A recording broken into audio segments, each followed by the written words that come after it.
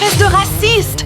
Madame, un excès de vitesse a été constaté. Je suis persuadée que cela n'a absolument rien à voir avec ma peau blanche. Pardon? Vous m'avez comprise? Vous n'arrêtez jamais les vôtres. Mais moi, une cible facile, hein? Eva a dit qu'elle arrêtait tous les conducteurs en excès de vitesse et que ça n'avait absolument rien à voir avec l'origine de la personne. Mais Karen ne l'a pas cru une seule seconde. Elle a même sorti son téléphone pour filmer, en affirmant qu'elle se faisait humilier par la police. Reculez sur le trottoir pour votre sécurité. J'ai le droit de filmer pour ma propre protection. Oh, s'il vous plaît, filmez-moi! Cette flic raciste me cible sans aucune raison. Eva n'avait pas l'intention de perdre son temps avec cette femme, mais quand elle est retournée vérifier son dossier, elle a découvert que le permis de Karen avait expiré et que la voiture n'avait même pas d'assurance valide. Et au moment où Eva s'apprêtait à faire saisir le véhicule...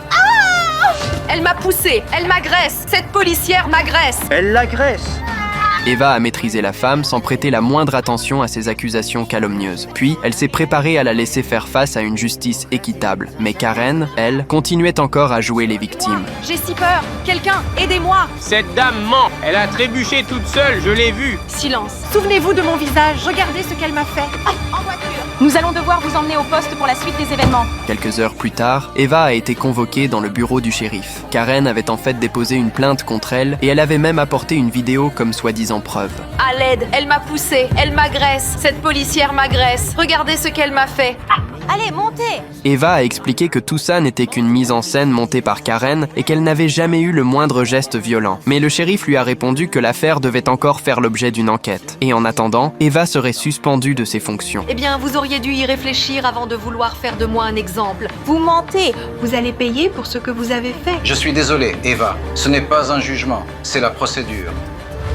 Une semaine est vite passée, et ce que Karen n'avait pas vu venir, c'est que des policiers se présentent directement dans son entreprise. Karen, on doit parler de suite. Mais nous avons une réunion dans 5 minutes. Vous avez porté plainte contre l'officier Eva en l'accusant de faute professionnelle. Oui, elle m'a injustement ciblée, humiliée. J'étais vraiment terrifiée. Lancez-la.